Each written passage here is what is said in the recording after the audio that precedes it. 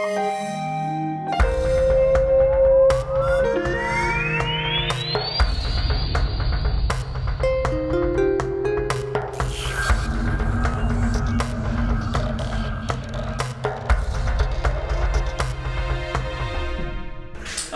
bonjour Eric, comment ça va? Bonjour Dominique, ouais ça va ce matin. Eh ben impeccable, écoute, je viens de signer, il est bon. La qualité de service mot d'ordre à ERDF motive une évolution permanente dans les méthodes d'intervention. Les travaux sous tension en HTA se doivent d'aller plus loin eux aussi. Repousser les frontières du possible en conservant la sécurité, voilà ce qui est proposé. Dans le cadre de la politique d'amélioration de la qualité du produit électricité, les distributeurs utilisent des équipes travaux sous tension. Ces équipes interviennent en maintenant les réseaux HTA sous tension afin d'assurer la continuité de service pour la clientèle. Elles assurent notamment la maintenance, l'entretien, la réparation des réseaux aériens HTA et effectuent des manœuvres d'exploitation en combinant les méthodes distance, potentiel et contact.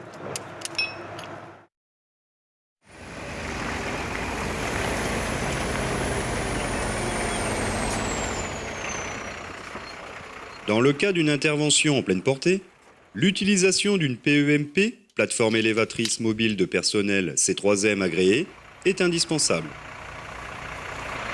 Bon bah les gars, il y a 3 bandes coupées. Arrivés sur le lieu du travail, les opérateurs stabilisent l'élévateur, siliconent les parties isolantes. La réalisation de ce chantier nécessite la combinaison de deux méthodes, distance et potentiel. La méthode au potentiel permet de rendre l'opération plus précise. La pose du dispositif de retenue mécanique permet de shunter mécaniquement un point douteux sur un conducteur.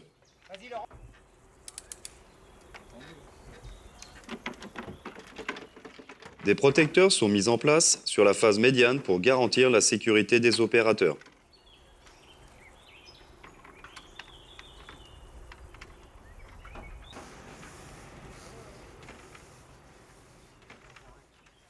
Un dispositif de shuntage est mis en place, sur ordre du chargé de travaux, afin de maintenir le transit du circuit principal avant la réparation du conducteur.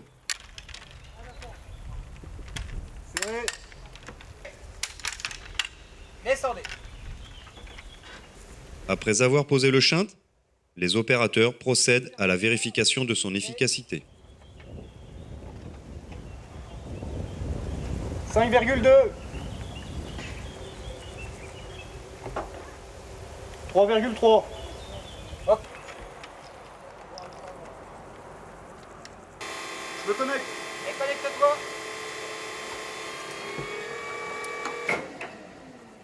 La nacelle étant connectée au potentiel, les opérateurs reprennent la tension mécanique à l'aide d'un palan à câble, tout en surveillant le mesureur de tension mécanique posé au préalable. Sur ordre du chargé de travaux, le conducteur est ensuite sectionné, puis les opérateurs procèdent au manchonnage.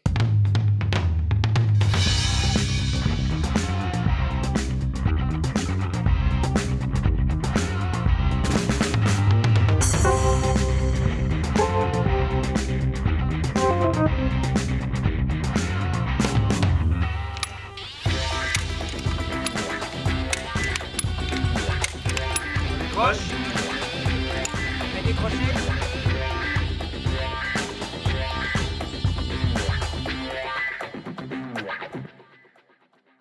Une fois la réparation effectuée, le dispositif de shuntage est déposé.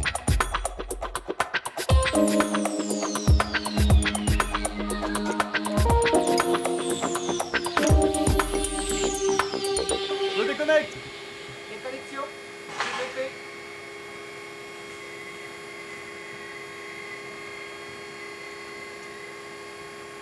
On est à distance.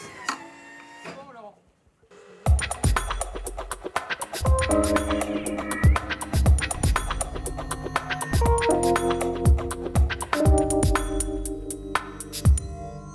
Pour intervenir en méthode contact, les opérateurs portent des gants longs isolants qu'ils doivent vérifier avant et après utilisation.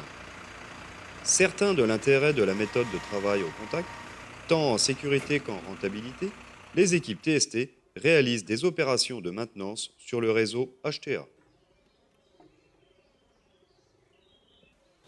Prêt à monter? Ouais. Ouais. Montez. Accrochez.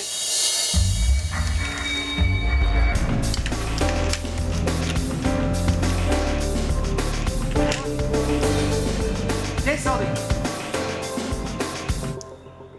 Les gants longs isolants permettent aux opérateurs de réaliser des travaux au contact en leur assurant la protection électrique et mécanique.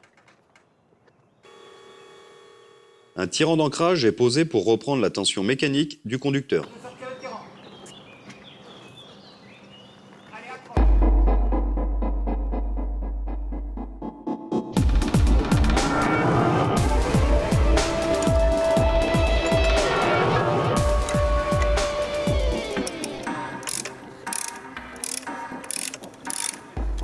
Bon, la tension mécanique est reprise, Eric. Ok, tu peux décrocher. La méthode contact permet de passer successivement d'une phase de travail au potentiel fixé phase à une phase de travail au potentiel fixé terre et inversement. Ce qui rend par exemple les opérations de remplacement de chaînes d'isolateurs en ancrage plus aisées. Goupillé. Ok. J'ai bien mes 6 EP avec le pont. J'ai bien mes 4 EP avec le support. Pour des raisons techniques, les accessoires de réseau tels que les pinces d'ancrage sont progressivement remplacés par des manchons à broche. C'est bon pour le De certificat, plus, Eric. lorsqu'il faut intervenir sur des conducteurs hétérogènes, la méthode de travail à distance devient impossible. Il s'avère que le travail au contact, dans ce cas, est la méthode idéale. Goupillé. Goupillé.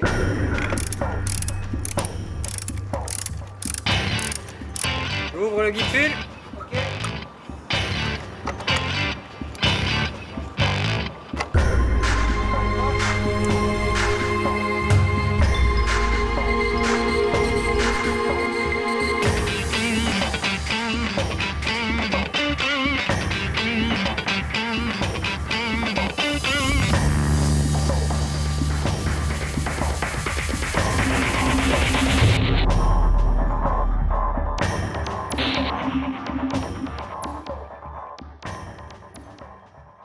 Les plateformes élévatrices mobiles de personnel à bras isolants sont équipées d'un mât de charge qui peut être utilisé pour déplacer ou maintenir provisoirement un conducteur ou une charge. L'utilisation de cet élévateur permet de simplifier la phase préparatoire relativement longue dans la méthode à distance. Fermé, verrouillé. Ok. Pour le démontage de la tâche en vue du remplacement de l'isolateur rigide, les opérateurs ont posé au préalable une nappe isolante afin de se protéger des risques de court-circuit par rapport aux masses environnantes. J'ai bien mes 4 EP avec la phase.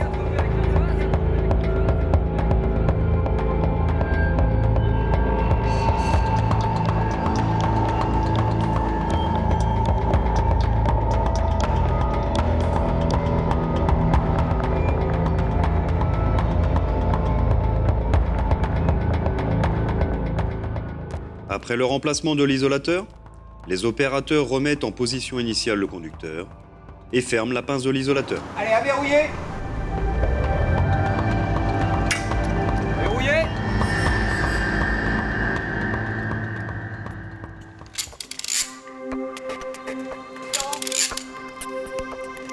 À toi, Patrick.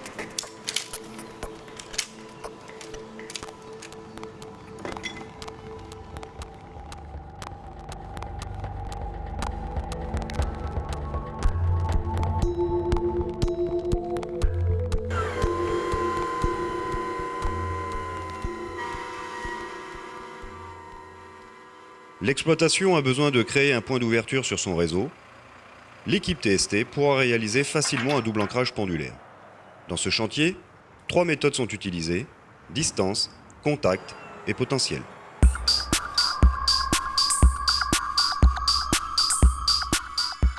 Pour accéder à la phase médiane, les opérateurs déplacent le conducteur extérieur à l'aide du mât de charge.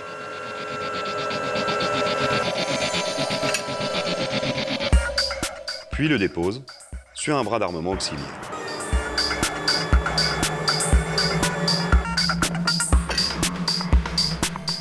Le conducteur extérieur étant protégé, l'accès à la phase médiane est devenu possible. Écartez.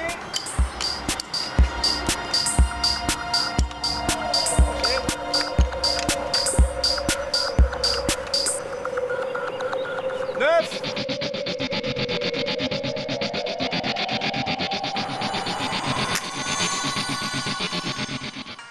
se protéger des masses environnantes, lors de la création du double ancrage pendulaire sur le conducteur médian, les opérateurs posent de la nappe souple isolante sur les armements et le support.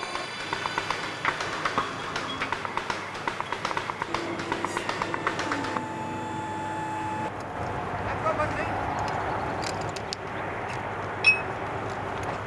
Accrochez! À toi, Laurent.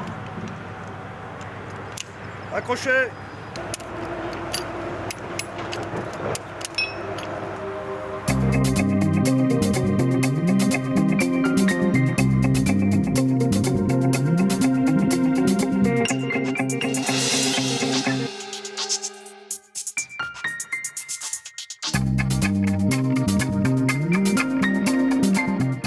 Les manchons d'ancrage étant sertis, le palonnier peut être mis en tension mécanique.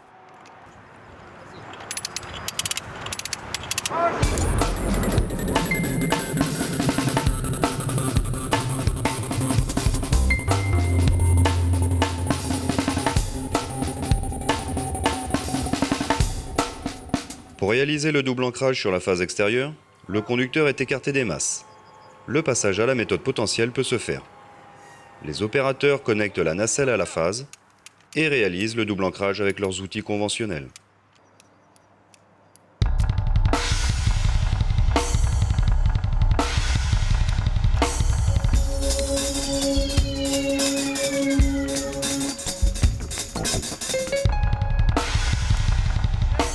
La phase extérieure terminée, l'accrochage de celle-ci sur l'armement peut se faire aisément à distance.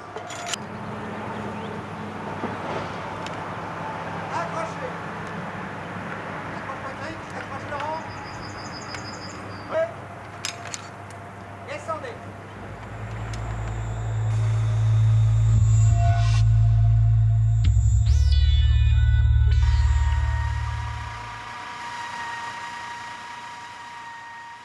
La combinaison des trois méthodes et l'utilisation d'une plateforme élévatrice mobile de personnel à bras isolants permettent des opérations relativement complexes comme le changement d'armement.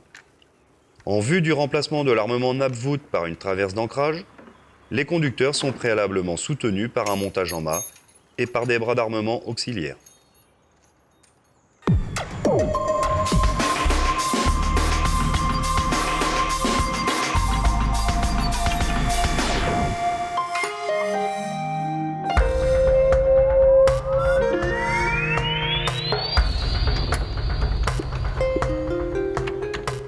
Le mât de charge offre la possibilité de déplacer des charges, facilitant ainsi le remplacement par les opérateurs d'un armement ou d'un interrupteur aérien, par exemple.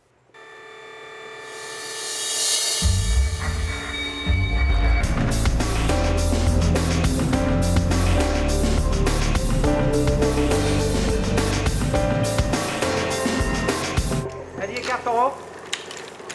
C'est bon.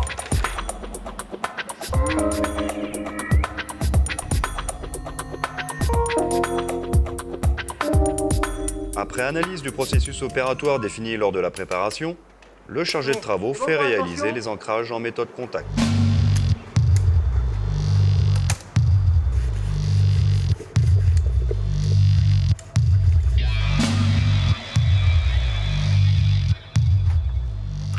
Décrochez. À toi, Laurent. Décrochez. Allez, rentrez.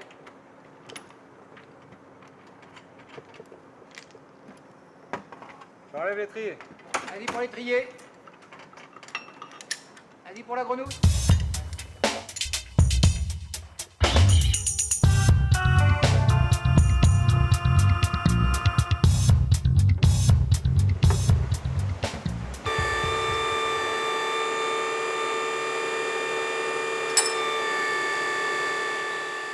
Vas-y Laurent, tu peux couper.